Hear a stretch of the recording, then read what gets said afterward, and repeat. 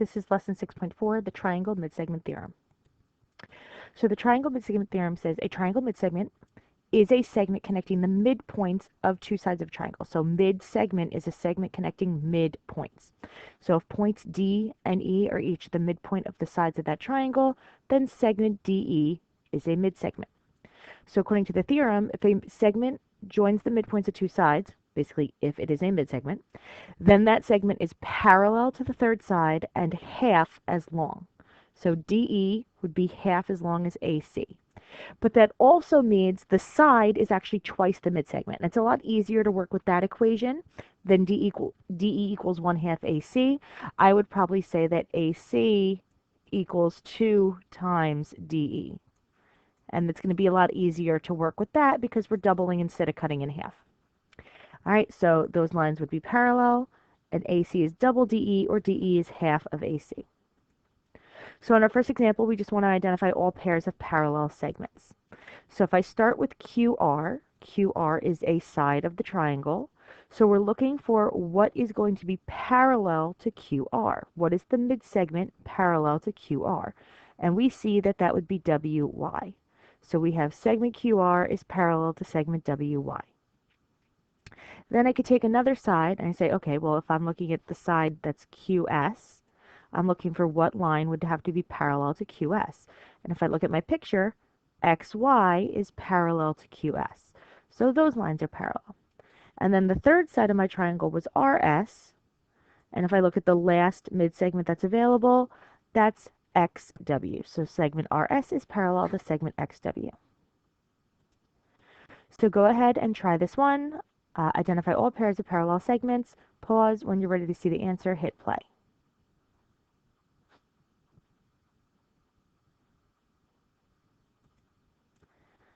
All right, so we have segment GF is parallel to segment KL, segment GH is parallel to segment JL, and segment FH is parallel to segment JK. The letters can be switched on any of these, and it doesn't matter, right? It could be FG instead of GF. That's not going to make a difference. For our next example, we have L, M, and N are the midpoints of the sides of triangle PQR.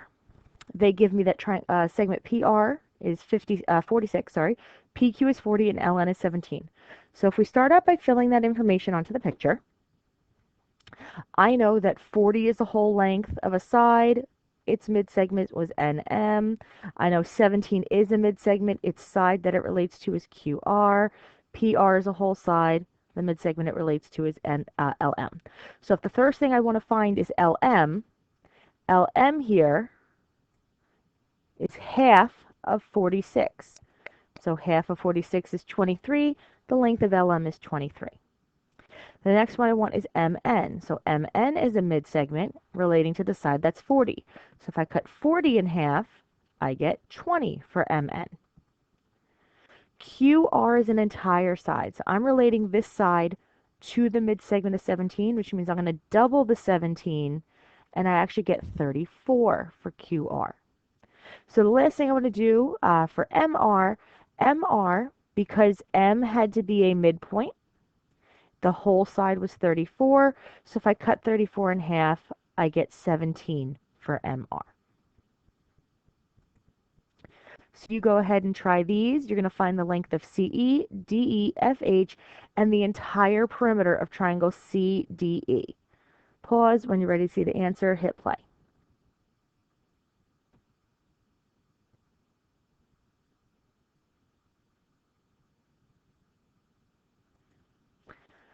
All right, so we were given that FG was 9, GH was 7, and the whole length of CD was 24. So CE is this side relating to the 7, so that's double or 14. DE is this side relating to the 9, so that's double it or 18. FH was a midsegment compared to the side of 24, so that's 12. And then the perimeter is 56 because that's 24 plus 14 plus 18. All right, in our next example, we want to solve for x. So I am looking at a midsegment that's 7x and a base or a side that's 17x minus 18. So we know we're going to set up the side equals 2 times the midsegment. We could do midsegment equals half the side, but it's probably easier to do side equals 2 times the midsegment. So when we do that, the side is 17x minus 18, And we're going to set that equal to 2 times the length of the midsegment, which was 7x. So if I do 2 times 7x, I get 14x. So I'm actually going to subtract 17x from both sides to get all my x's together. So now we have negative 18 equals negative 3x. And if I divide by negative 3, I get x is 6. Another example looks very similar, but instead of finding just x, I want to plug it back in and find DE. So I'm going to still set up side equals 2 times the midsegment, which means that's the length of AB equals 2 times the length of DE, which is 11x minus 25 equals 2 times the 4x plus 1. So if I distribute the 2, that's 8x plus 2, still equal to 11x minus 25. If I subtract the 8x from both sides, I now have 3x minus 25 equals 2. Add 25 to both sides, I have 3x equals 27. And then if I divide by 3, I get x is 9. But remember, we're not done here. We want to find the length of DE. So I know that DE was really equal to 4x plus 1. So if I substitute 9 in, that's 4 times 9 plus 1, or 36 plus 1. The length of DE is 37.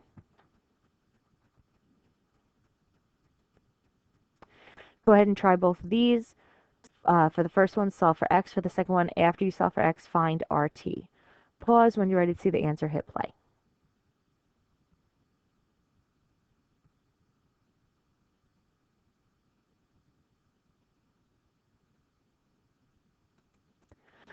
All right, so for the first one, we have the side 19x minus 36 equals 2 times the 6x plus 31.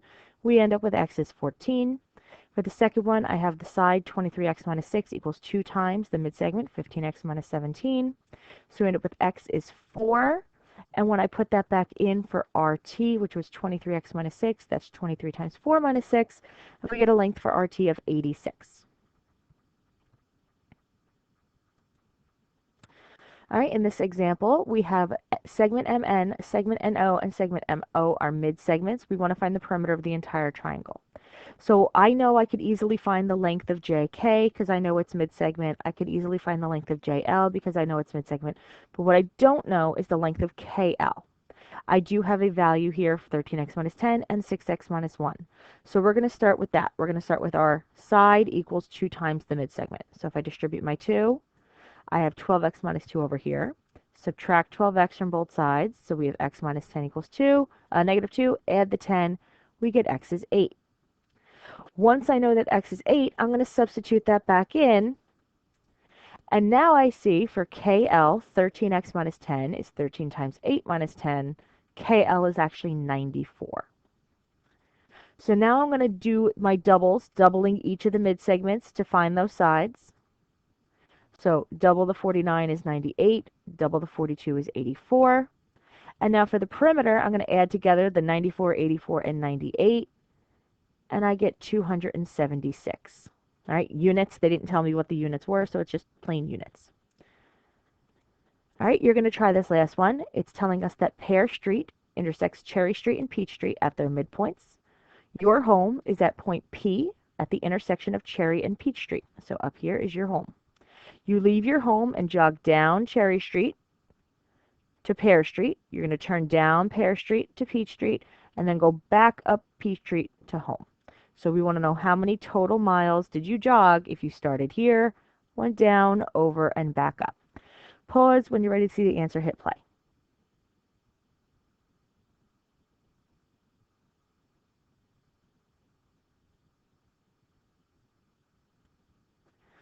All right, so we already knew the 1.3 over here. Pear Street would be 0.7 because it's half of 1.4. And then because this was a midpoint, we could also cut 2.25 in half to get 1.125. So if I add those three together, that's 3.125, and I really should have written miles. And that is section 6.4, midsegments of triangles.